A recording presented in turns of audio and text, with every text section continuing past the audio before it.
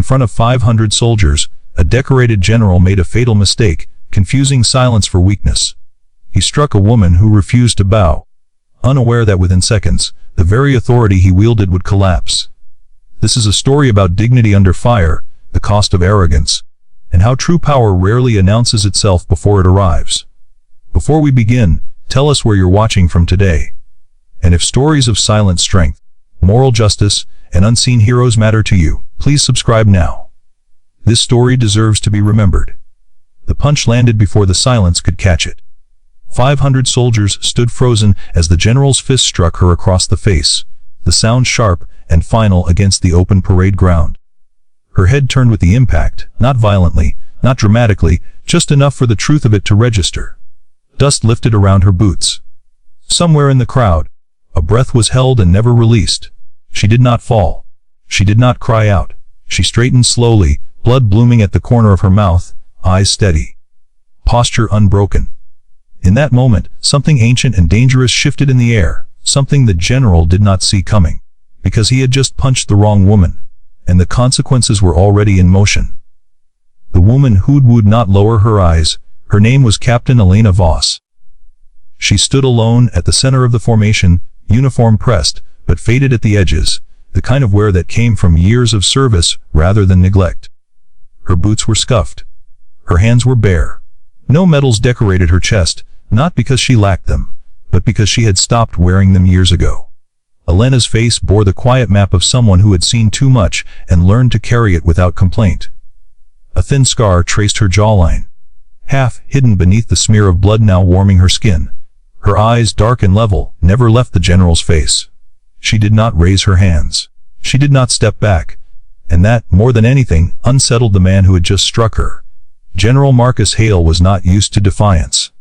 He was built on command, broad-shouldered, silver-haired, his presence honed by decades of obedience from others.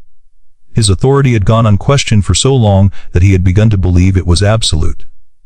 And now, in front of 500 soldiers, a captain had refused to lower her eyes. The soldiers stood in formation, their faces trained forward, their silence thick with tension. Some had witnessed the exchange that led to the blow. Others had only seen the strike itself. None dared move. They saw a woman punched by a general. What they did not see was the history standing inside her. They did not see the nights Elena had spent awake in desert heat, the smell of burning fuel and iron thick in her lungs. They did not hear the echo of explosions that still lived behind her eyes. They did not feel the weight of names she carried, names etched into memory, not stone. They did not know that she had already survived worse than a public humiliation. Elena Voss had joined the military at 19, fresh out of a town so small it barely remembered her name. She learned discipline early, how to lace boots in the dark, how to run until her legs burned, how to follow orders even when they made no sense. Her first deployment changed everything. The desert had a smell, hot metal, sand, and something sour that clung to the back of the throat. She remembered the weight of her rifle, the grit between her teeth, the way the sun seemed to press down on her helmet like a hand. She remembered the ambush.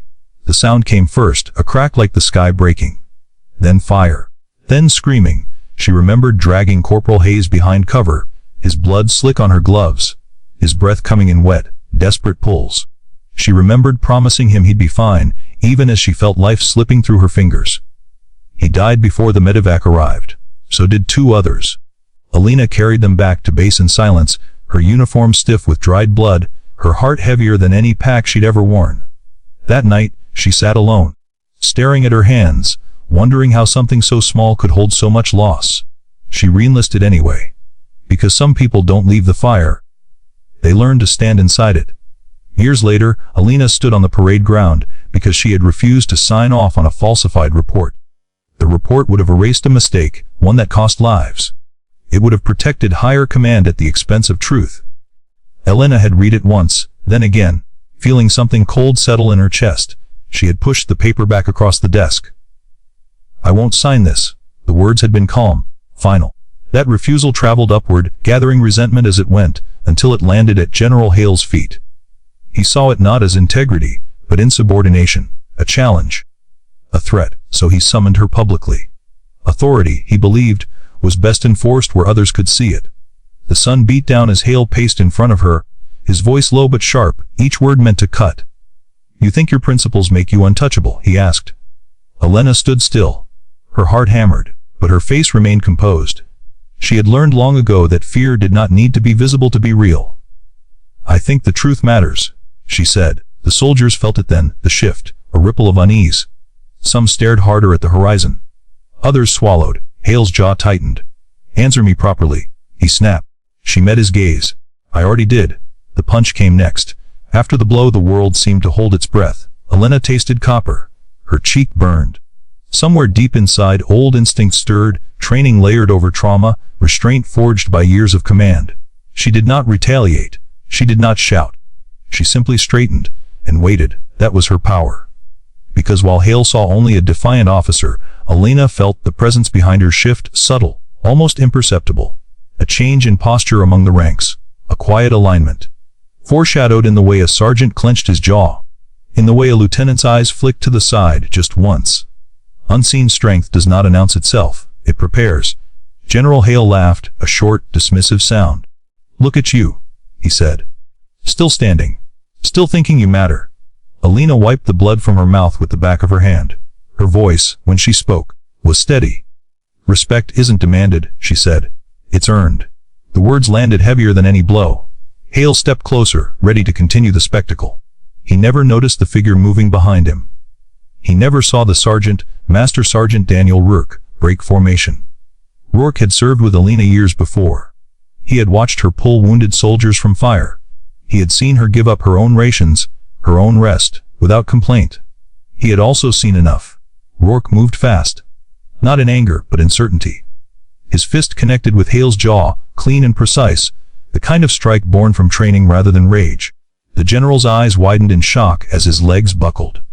He hit the ground hard, consciousness leaving him before his body did. The silence shattered, not with noise, but with realization. 500 soldiers stood at attention as their commanding officer lay unconscious at their feet. No one moved to help him, because everyone understood what had just happened. Elena looked down at Hale, then at Rourke. Her voice carried, not loud, but clear. "This ends now." Rourke nodded once, returning to formation. Another voice spoke from the crowd, quiet but resolute. "We serve the uniform," a lieutenant said, "not the ego inside it." The words spread like fire through dry grass. Medics arrived. Hale was carried away, his authority bleeding out with his pride. An investigation followed, swift and unforgiving. The falsified reports surfaced. Testimonies poured in. Elena stood before a review board weeks later, her uniform still plain, her gaze unwavering. This time, she was not alone. Every soldier who had witnessed the punch stood with her. The charges against her were dropped. Hale was relieved of command.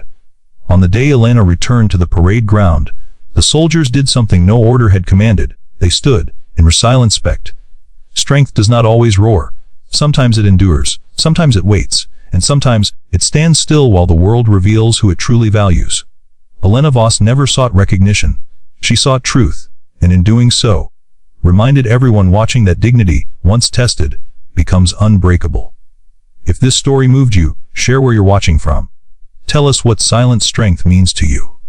And subscribe for more stories that honor the heroes who never needed to shout.